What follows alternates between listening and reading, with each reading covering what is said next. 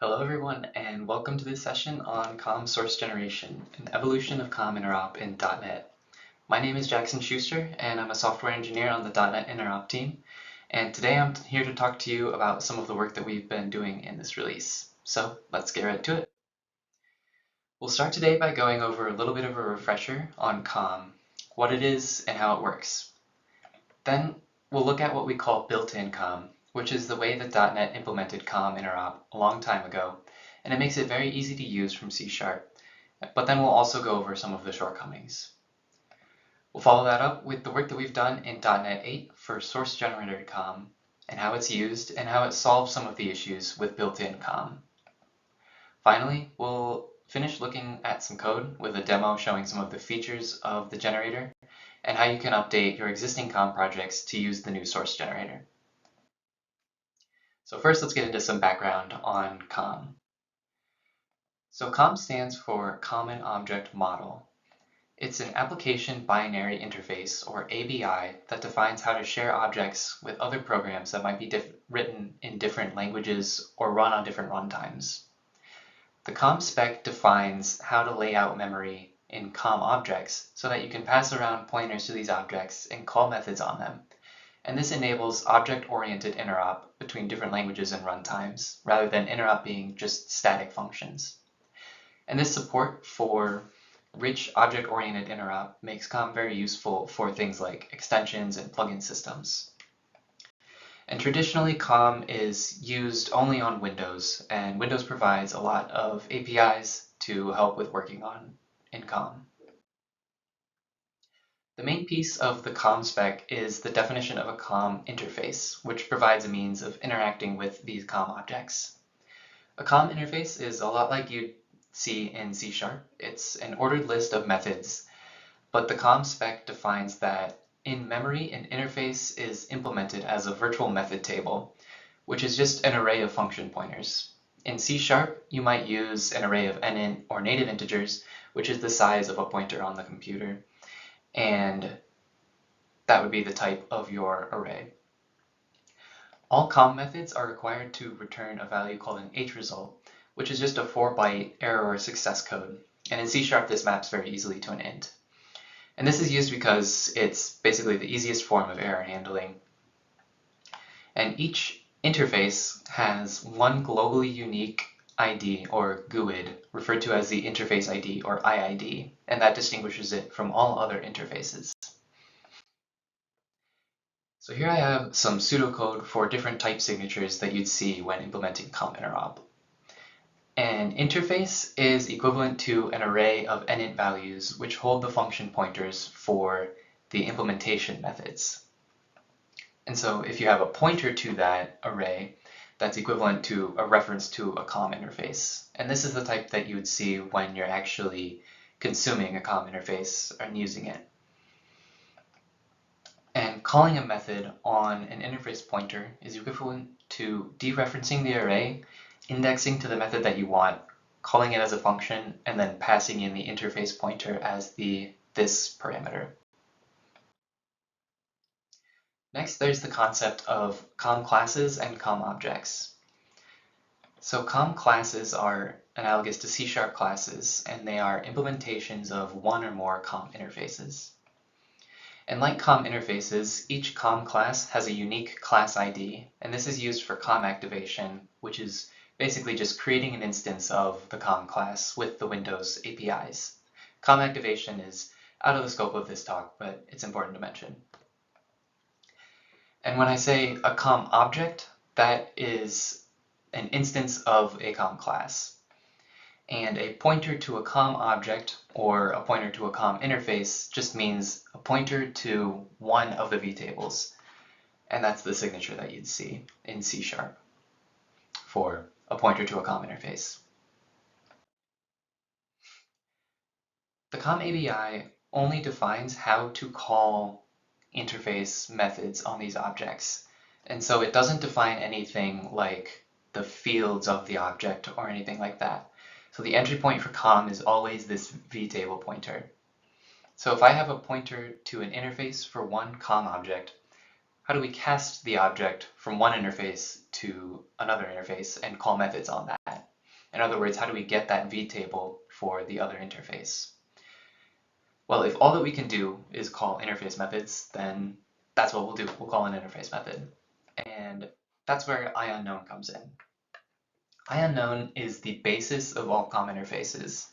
It is an interface that's built into the comm spec, and all interfaces must derive from IUnknown. And what that means is that the IUnknown methods must be the first three methods in every interface's vtable. And IUnknown provides methods for casting between interfaces as well as lifetime management via reference counting.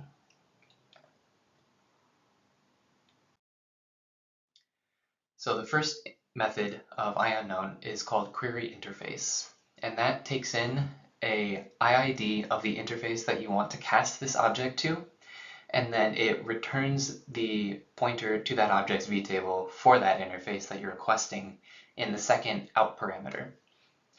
And addref and release basically just add and subtract to the reference count so that when the reference count reaches 0, the object can clean up any resources that it's using.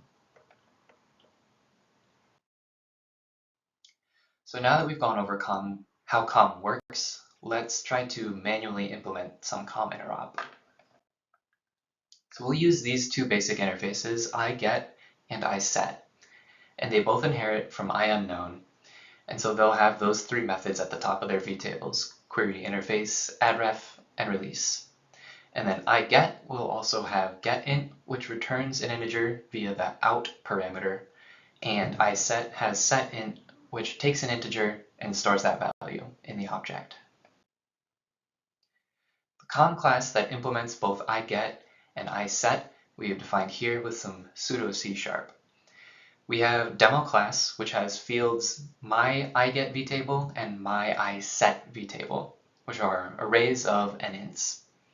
And my iGet vtable is initialized with the function pointers of demo classes implementations of query interface, addref, release, and then getInt. And my iSet vtable would be initialized in the same way, but it would have setInt instead of getInt.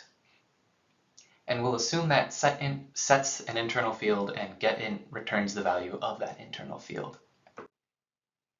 So let's visualize how this would be laid out in memory to really clarify the Comm API. Here you have the demo class instance with the fields of the object, and that's somewhere on the heap. And those vtable fields point to the first element in their vtable array of function pointers. And each of those elements in the array point to the implementation methods for those interface methods. And the vtables being fields on this class instance is just an implementation detail, and it could be done in another way. So these vtables are the entry points for comm, basically, and the layout from there forward is the only definition in comm. And where those vtables are stored is arbitrary, but once you have a vtable pointer, you have to have that point to the array elements, which point to the methods.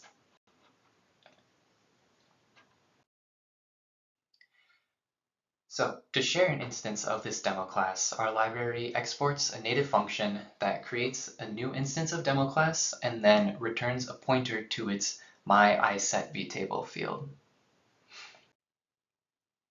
And to use the library, a consumer can call the getDemo object, and then on that pointer that it returns, the iSet pointer, we can call setInt, and then we can call query interface on the iSet pointer and pass in the iGet IID and a reference to our iGet local variable.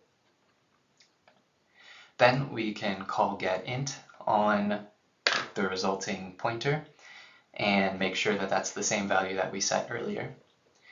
Now note here, this code doesn't check the hresult return value of any method calls, but in any real program that you're using, it always should check the hresult values and make sure that any failures are handled.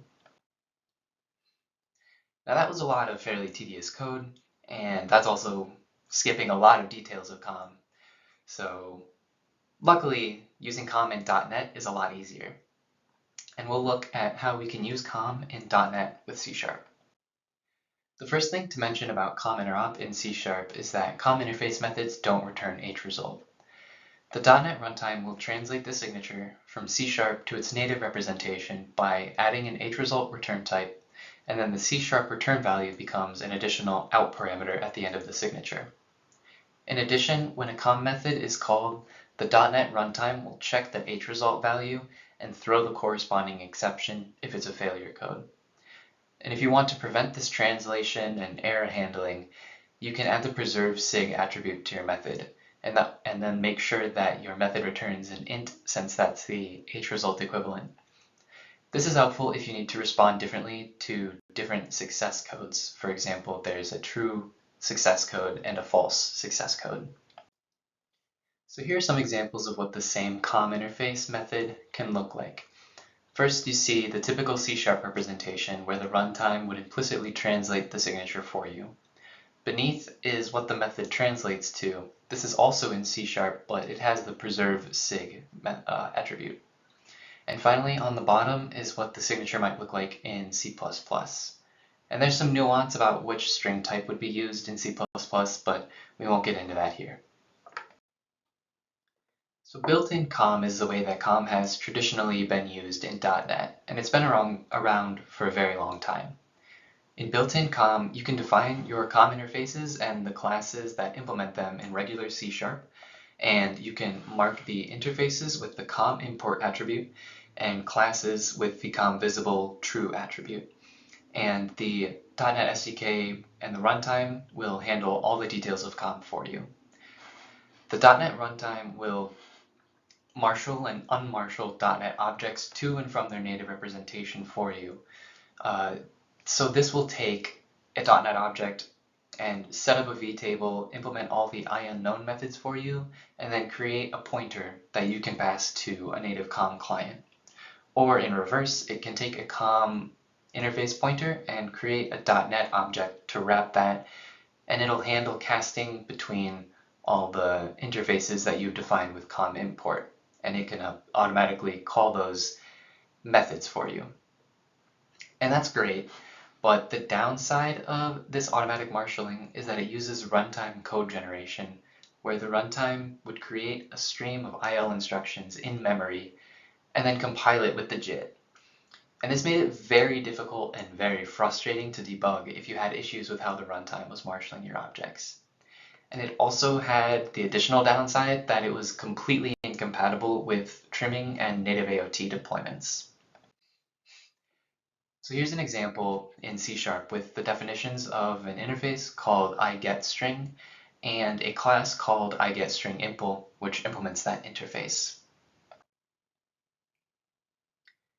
The issues with built-in Comm is why in .NET 5 we introduced the Comm Wrappers API. And the Comm Wrappers API provides a framework that helps you lay out the memory and function pointers and vtables for Comm interop. And this API gave some guardrails and made it much easier to implement Comm interop than doing it manually. And also, because the marshalling was done in C#, this was trimming and AOT friendly. However, it did involve a lot of tedious boilerplate and lots of unsafe code that was still fairly easy to get wrong. But this did make it the perfect candidate for source generation. So here's an example of using the Comm Wrappers API for the same iGetString and iGetStringImpl as in the previous built-in Comm example. As you can see, it's a lot of code required for just one interface and one class. And this is all very low level and error-prone code. So to make Comm Wrappers easier, in .NET 8, we created the Comm source generator. And this automatically generates the implementation of Comm Wrappers like you saw in the last slide. So you have all of the benefits of that API, but it's much easier for you to implement. It also marshals the Comm objects in C#, and so that's great because you can inspect it, the C# code yourself, and you can step through it in the debugger. And it also means that it's compatible with trimming and native AOT deployments. So to convert from the built-in COM system to the source generator, all you need to do is convert your COM import attributes on interfaces to a generated COM interface attribute. And on a class, you change the COM visible true to a generated Comm class attribute. Lastly, if you use pinvoke source generation with the library import attribute, you can put the marshal as attribute with the unmanaged type interface type on a COM interface parameter, and the generated marshalling will convert between the COM interface pointers and dotnet objects that you can cast between your generated COM interfaces. We also provided some light bulb code fixers so that you can just click the light bulb in Visual Studio or VS Code, select Fix All, and update your entire project to source-generated COM. And so here you can see how much simpler this code is than the COM wrappers code, and it looks very similar to the built-in COM definitions. So now let's get into a demo. So in our demo here, we have some interfaces defined, and these are all attributed with the COM import attribute and the interface type attribute with the value interfaces IUnknown. And that means that it inherits from IUnknown and that we're going to be using the built-in COM system. Then we also have an attribute that tells the IID of these interfaces. So first we have the IIngredient interface, and that has one method that returns the name of the ingredient. Next we have an iChef interface, and that has one method that you can give it an ingredient, and then you can call the cook method and it'll return a meal. And the iMeal has a method to get the name of the meal and a method to eat the meal. Below those, we have a couple Comm classes which implement IIngredient. First, we have bread and we have cheese. And lastly here, we have a pinvoke which will call into a library named chef and call the getGrilledCheeseChef method, which will return a pointer to an iChef COM interface. So this uses all of the built-in COM. So the runtime will handle all of the marshalling and converting COM interface pointers into .NET objects and vice versa. So here we have our program, and we call our getGrilledCheeseChef. We give it bread and we give it cheese, and we ask it to cook, and then we eat the meal that it produces. So if we run this on the command line, we can use .NET run.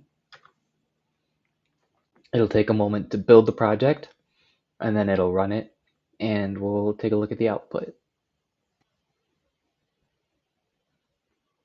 So we see we're giving the chef bread, it says thank you. Give cheese, it says thank you, and it makes us a grilled cheese sandwich that we eat. Now this works all right, but we can't really see any of the marshalling, and this wouldn't work if we wanted to publish this as a native AOT app. Luckily, we have some code fixers that can help you convert from COM import interfaces to generated COM interface attributed interfaces. So if we hover over IIngredient, you can see that we have a diagnostic that's nudging us to use the generated COM interface attribute instead of COM import. So we'll click the light bulb and we'll convert that to a generated COM interface. Then we can do the same thing with iChef here. We'll convert that to a generated COM interface, and this will automatically mark it as partial and add the generated COM interface attribute and remove the COM import attribute. Now we see an error on the cook method, and it says that iMeal is not supported by source generated COM. And it's not supported because iMeal is still on the built-in COM. So we just need to convert this to use the source generated COM, and then we'll see that warning go away. Next, for our Comm classes, we see we now have a diagnostic that says that since this is inheriting from a generated comm interface, we should consider adding the generated comm class attribute to enable passing this to comm using the generated comm marshalling. So we'll add that generated comm class attribute on bread, and we'll do the same on the cheese here. And then we also can convert this pinvoke to use source generated marshalling. And so we'll convert that to a library import from the DLL import. And now this will run all the same way. So we can save it, but now if we debug it and set a breakpoint before we call our get grilled cheese chef, we will start to debug it. It'll take a second to build.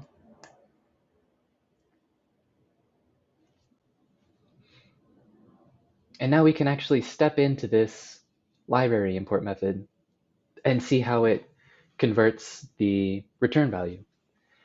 So we're declaring some variables, and then we call the actual pinvoke. And the return value is just this pointer to a comm interface, and that's the iChef interface that the pinvoke returns. Then in this line, we convert that raw pointer into an iChef object.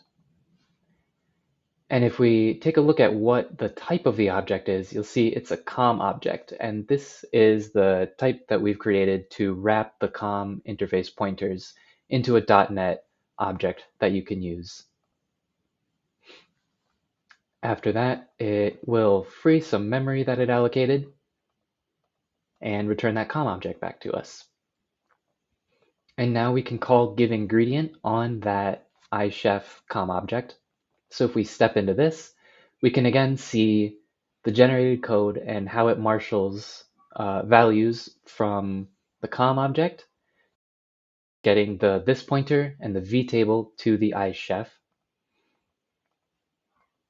And then we convert our IUngredient instance to a comm interface pointer.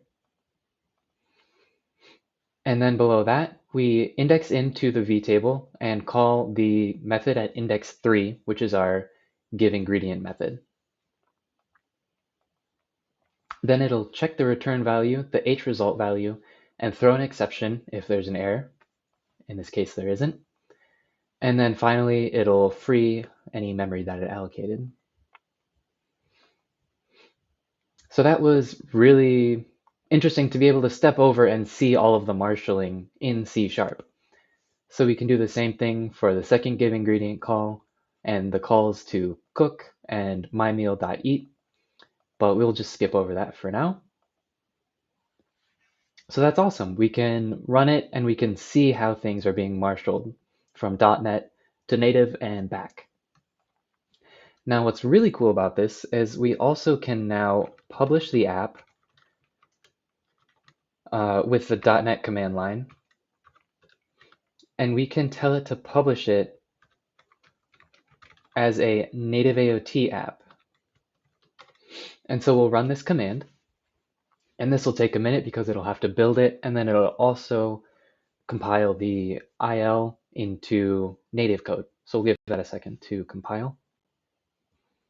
So now it's finished compiling, and we can take a look at the publish output to see what is there. And so all we have is this completely self-contained executable and some debug information. So if we run this consumer.exe, we'll get all the same output as we did when we ran it as a .NET DLL. So that's pretty awesome.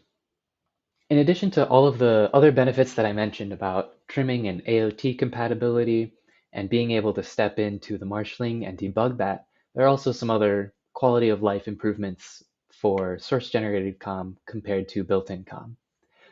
So one of those is related to interface inheritance. So with built-in comm, if you have an interface that derives from a base interface in comm, you have to redefine the methods on the base interface with this new keyword to make sure that the vtable layout is correct. And this is kind of confusing and isn't how you would write normal C#, and it's also not how you write COM in C++. So when you convert these interfaces to a generated COM interface, you don't need to have these new methods on the derived type. And when you use the code fixer, we'll automatically remove those for you, so you don't even need to worry about it. So another cool thing you can do with the COM source generator is what's called custom marshalling. And you can specify how you want to marshal different things. And there's a little bit more customization that you can do with this compared to the built-in system. So on the generated COM interface attribute, we have a property called string marshalling. And you can set it to UTF-8 or UTF-16, or you can specify it to use a custom marshaller. For example, the B-string marshaller. Here we have it set to use UTF-8, and that'll apply on all of these strings, any string that doesn't have any more specific marshalling attribute associated with it. But on this method, we have a parameter that has this marshal using attribute, and that'll use the B-string marshaller. So this string will be converted to the B-string native representation when it's called from .NET. Also, if you're marshalling a COM interface or a COM object, but you don't know the specific interface that it's going to be returned as, you can use this marshal as with onManageType.interface to represent that situation. And so it'll return an object, which will be that COM object wrapper type. And then you can cast that to any of your interfaces that have the generated COM interface attribute. Also, if you only want to generate marshalling from one direction to another, you can use the options property on the generated COM interface attribute. And you can tell it to only generate COM object wrappers if you're only going to use this interface on COM objects that are created by another application that you are consuming. And if you want to do it the other way, and you're only going to be implementing this interface and passing your COM objects somewhere else, then you can use the Manage Object Wrapper option. And that helps to reduce some code size if you're concerned about that. Lastly, if you ever do find yourself in a situation where you need to convert from a raw pointer to a COM interface to an object without using one of the built-in marshalling from a method, you can use the COM wrappers API. And so we've provided a type called strategy-based COM wrappers, which can convert from a generated COM interface to a COM interface pointer, and vice versa. So if you have a pointer to a COM interface, like in this situation, you create a new instance of this type, and then you call get or create object for COM instance and pass in the pointer. To do the reverse, if you have an object, which is a type of one of the generated Comm class types, then you do the same. You create one of these strategy-based COM wrappers objects, and then you call get or create COM interface for object, and that will convert the .NET object to a pointer type, pointing to a COM interface. So that's all I have for you today. Thank you for tuning in, and I hope you learned something about COM source generation, and hopefully you can use this in your projects. Hope you have a great .NET Conf 2023, and thanks again.